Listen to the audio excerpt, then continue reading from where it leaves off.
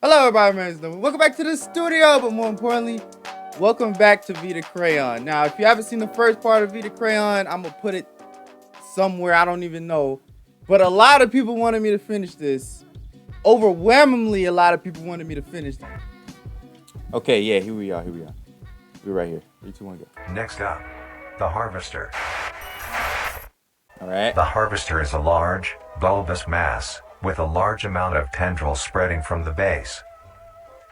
The bulb measures around 3 meters in height and 2 meters in diameter. The tendrils, on the other hand, can extend up to 150 meters in diameter horizontally.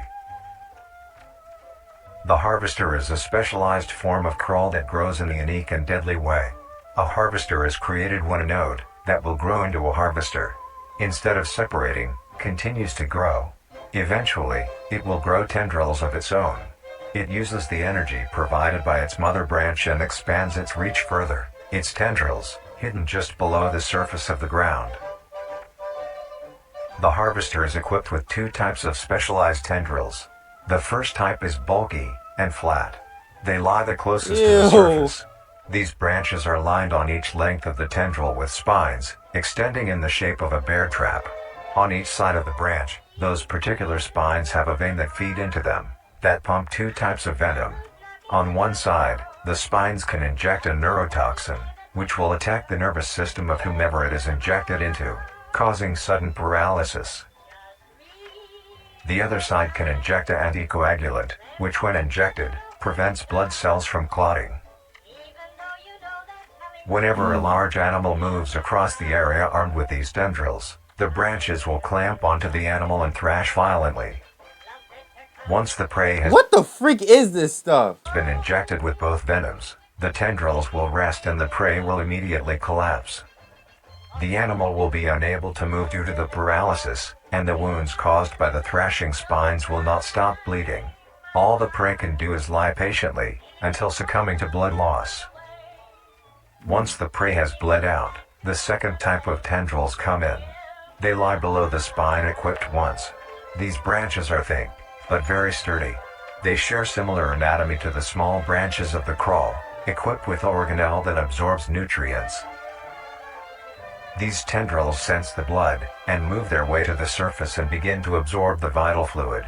Once the blood has been consumed, the tendrils will wrap around the body and begin to shuffle downwards. This movement loosens the soil and slowly pull the body underground. Once secure, the tendrils will continue to feed until there is nothing but scraps. The nourishment absorbed by the tendrils will be sucked back into the main bulb of the harvester. This bulb houses all the vital organs and the venom glands that pump into the spines. The nutrients are then converted into usable energy. The remains underground decompose, providing a rich soil, causing very prominent plant growth, which then attracts more animals. A strange behavior the harvester displays as its choice Oh yeah, you guys told me that there's some more actually really good stuff in here. So of diet. The spines will only activate on larger we animals, go see. allowing smaller ones to pass by unaffected. The spines will also not activate on some species of bird. There are a couple theories as to why this happens. 1. It could be that attacking smaller animals would cost too much energy for what they get in return, making it not worth the time. Another could be that smaller animals may attract larger animals or predators, allowing a safe place where prey may thrive, and lure more predators. It truly is astonishing. It's not good. Although it is a spectacular creature, it is also very dangerous. The Yeah. harvester is decently rare, only populating sparse areas in the northern hemisphere and woodland forests. Again. Oh yeah, last time someone laughed at me when I said Australia's safe. Look, it's safe again right here. I'm telling you, bro, I'm moving down here, bro. If you are stung by a harvester, there will be no way of helping you, being that there is no cure, and fatality is 100% possible. The best thing you can do is avoid encountering a harvester in the first place. Stay away from that. If you are hiking, take note of any warnings or signs saying that there are harvesters around. If you also notice an abundance of lush, ground-dwelling plants in a forested area, and there are no signs of wildlife, this is suspicious and you should leave the area. staying close to the base of large trees or rocks. If you find yourself in the middle of a harvester ground, do not panic. Sudden movements may activate the tendrils and will inject you. Although a harvester is rather forgiving, do not risk any skittish movements. Remain calm. If you have any objects with considerable heft, like coats, backpacks, or full water bottles, gently take that object and lightly toss it towards the bulb, and away from your escape route. This will activate the spines on where the object lands, distracting the bulb for a moment. You will then slowly begin to do wide shuffles away from the bulb. If possible, throw another object when you are certain you are a fair enough distance away, just to be safe. Continue until you are completely sure you are out of harm's way. You may come out unscathed, but don't be too obnoxious, or you will be a harvester's next meal. Next up is the host. What? The host of influence. Oh, now I see. The host of influence, more commonly referred to as the host, has its name derived from a host who invites guests to an event. Not to be confused with a host, a harborer of parasites or disease. The host is a semi-humanoid looking organism. Yeah. It has the structure of a head, torso, and arms. Other than this, it shares no other characteristics. It's kind of creepy looking. Imagine oh being- my. The lower half of the host is comprised of a mass of fibrous tissue and tendrils that burrow into the ground to hold the host in place. Instead of skin, the host is covered in muscular tissue fibers, tendons, and veins. In some parts of the body are covered in a meaty plate, used to cover any large exposed areas, Like a face. but allowing movement. The host's head has a smooth surface where the face should be, attached to a crooked neck, which houses a slit in the front used for feeding. On the host's back is a mound of pores. Protruding from these pores are hollow, hair-like structures, extending outwards. These hairs are barrels that release spores produced within host's body by being fired into the air. These spores are hazardous, so keep clear of them at all costs. Luckily, What the freak? the host is rare, only found in North America. I'm moving. Obtaining info about the host is a very risky and daunting task. This is because of their rarity and of how dangerous it is to be up close to one. The spores released by a host is very dangerous when inhaled. A host will release a cloud of spores into the air, which will be picked up by wind and carried great distances. Okay, but why is it humanoid and why? If an organism inhales What? the spores, the particles will find their way into the organism's brain and infect them. An infected organism will show no symptoms of infection right away, but a couple hours after infection the infected organism's behavior and thought process will change. The first symptoms that appear are restlessness, sluggish movement, numbness of joints, and lack of coordination. Then more serious symptoms appear over time. These include dizziness, migraines, impaired speech, and trembles. If you, or someone you know show these symptoms, contact poison control or emergency services. After a total of 6 to 7 hours after infection, the organism will cease all activities they were previously doing and begin to walk. Oh my The goodness. direction the infected will walk is towards the host whose spores have been inhaled by the infected individual. If the infected makes their way to the host, Uh-oh. they will kneel down in front of it, expose their vital organs, and the host will promptly gut and remove those organs. The host will consume them and discard the leftover scraps. However, Ew. if an infected organism doesn't reach the host within a 36-hour span or is treated for their infection, the effects will wear off and return back to normal. If a host is unable to Oh, find okay. prey or doesn't like its current location, it will unroot itself and move to a new location. Bruh. Their scarce numbers and the hazard of being around one makes getting info about the host very daunting.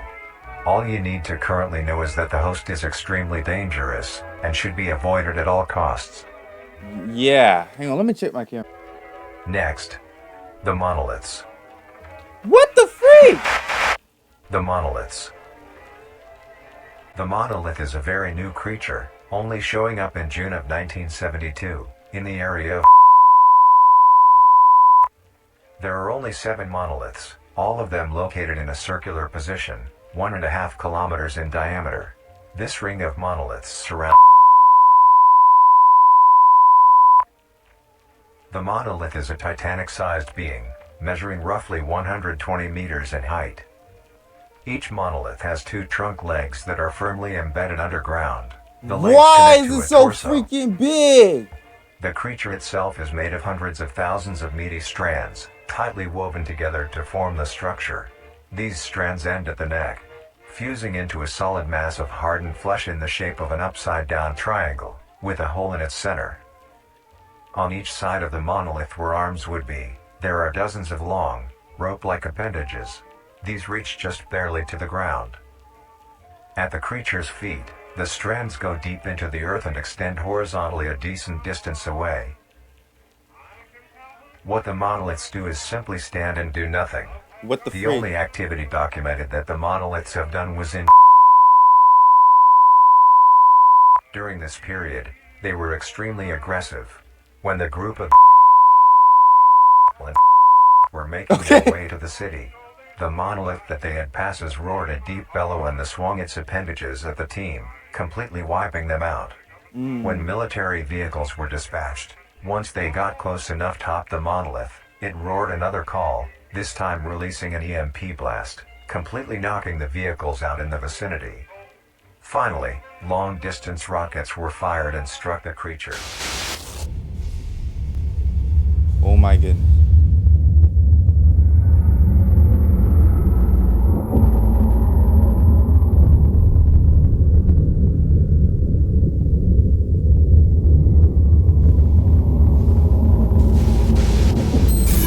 Although damaged, it regenerated at great speed, and resumed its stance unscathed. Eventually, the area has been fenced off and is now restricted to all. Yeah. Ever since, the monolith stands silently, now only a grand spectacle of awe and mystery. That only freaks me out, bro. You guys know I have megalophobia, right? That junk freaks me out. adding more questions to these meat beings.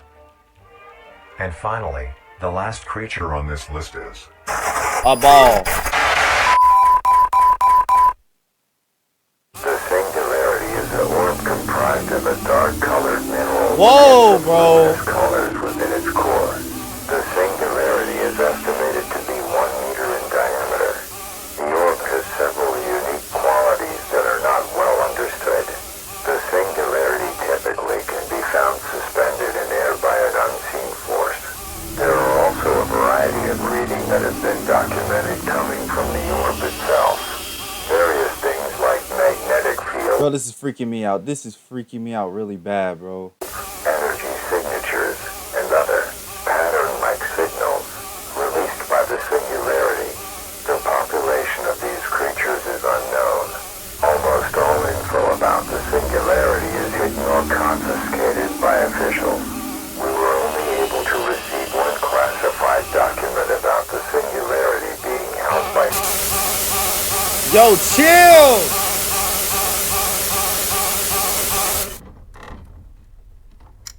marvelous and majestic world that exists today. It's as extraordinary to have such strange and mysterious beings appear all around us. We can't just go back to normal after that. Thank you for joining us on this journey of exploration and discovery of the lives of these living meat creatures.